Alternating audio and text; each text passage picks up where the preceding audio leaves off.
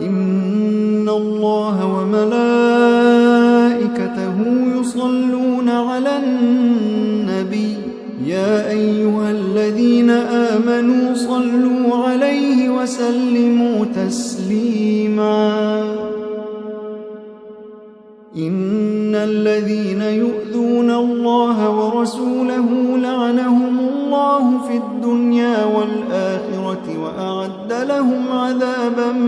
مهينا والذين يؤذون المؤمنين والمؤمنات بغير ما اكتسبوا فقد احتملوا بهتانا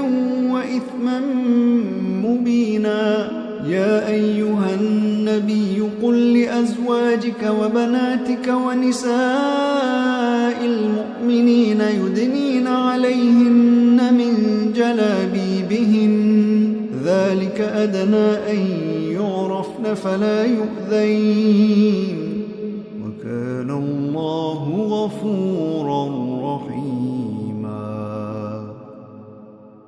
لئن لم ينته المنافقون والذين في قلوبهم مرض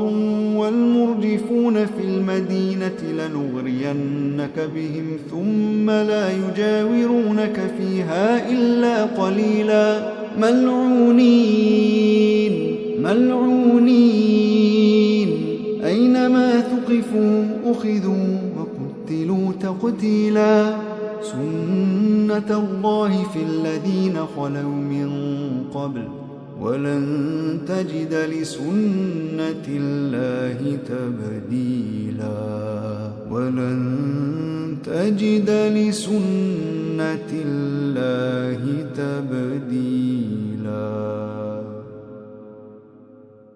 يسألك الناس عن الساعة قل إنما علمها عند الله وما يدريك لعل الساعة تكون قريبا إن الله لعن الكافرين وأعد لهم سعيرا خالدين فيها أبدا لا يجدون وليا ولا نصيرا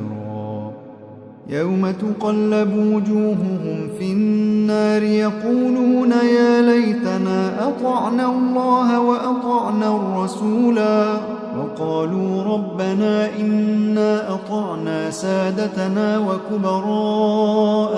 فأضلونا السبيلا ربنا آتهم ضعفين من العذاب والعنهم لعنا كبيرا يا أيها الذين آمنوا لا تكونوا كالذين آذوا موسى فبرأه الله مما قالوا وكان عند الله وجيها يا أيها الذين آمنوا اتقوا الله وقولوا قولا سديدا يصلح لكم أعمالكم ويغفر لكم ذنوبكم ومن يطع الله ورسوله فقد فاز فوزا عظيما إنا عرضنا الأمانة على السماوات والأرض والجبال فأبين أن يحملنها وأشفقن منها وحملها الإنسان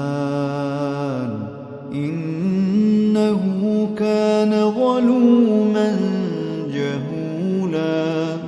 ليعذب الله المنافقين والمنافقات والمشركين والمشركات ويتوب الله على المؤمنين والمؤمنات وكان الله غفورا